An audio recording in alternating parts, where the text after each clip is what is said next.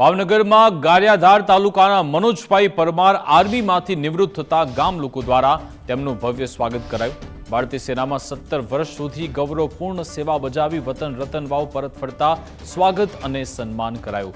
ગામ સમિતિ તેમજ રતનવાવ પ્રાથમિક શાળા દ્વારા ભવ્ય સાંસ્કૃતિક કાર્યક્રમનું આયોજન થયું। કાર્યક્રમની શરૂઆત ધ્વજવંદન અને રાષ્ટ્રગાન સાથે કરાઈ। ત્યારબાદ શાળાના વિદ્યાર્થીઓ દેશભક્તિના ગીતો, સાંસ્કૃતિક કૃતિ રજૂ કરી સૌનું મન મોહી લીધું હતું।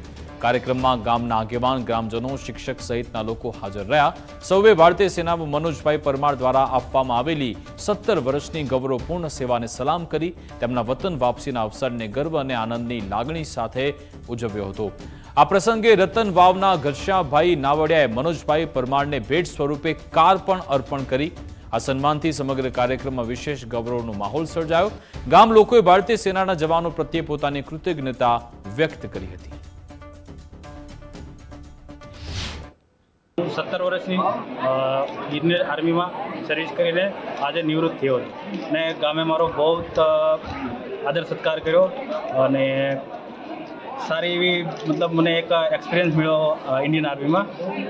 જો આવી જ રીતે એવું નથી કે આપણે ઇન્ડિયન આર્મીમાં જોઈન થઈને જ આપણે બધું દેશ સેવા કરી શકીએ।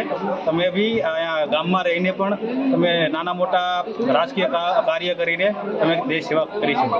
પેરામિલિટરી ફોર્સનો આ ગામનો સપૂત જે આજે નિવૃત્ત થઈ આર્મીમાં સેવા બજાવી અને રાષ્ટ્રની સેવા કરીને અહીંયા આવી રહ્યો છે, ત્યારે ગામ લોકોને રાષ્ટ્ર સેવા અને ગામનો જે ઉત્સાહ, ગામનો માહોલ, આ ગામના જે પુણ્યાત્માઓ છે, આજે આ વીર નવજવાનના પિતાશ્રીની હાજરી સદે હાજરી નથી અને આ ગામના જ્યારે તોરણ બંધાયા હશે તે સમયે જે આજે જે ઉપસ્થિત નથી સરસરી એવા જીવાત્માઓનો આત્મા જે રાજી થતો હશે, આ આપણા માટે આનંદ, ગૌરવ અને ખૂબ જ ખુશીની પળો છે, પ્રેરણાની પળો છે, હિંમત અને ઉત્સાહની પળો છે।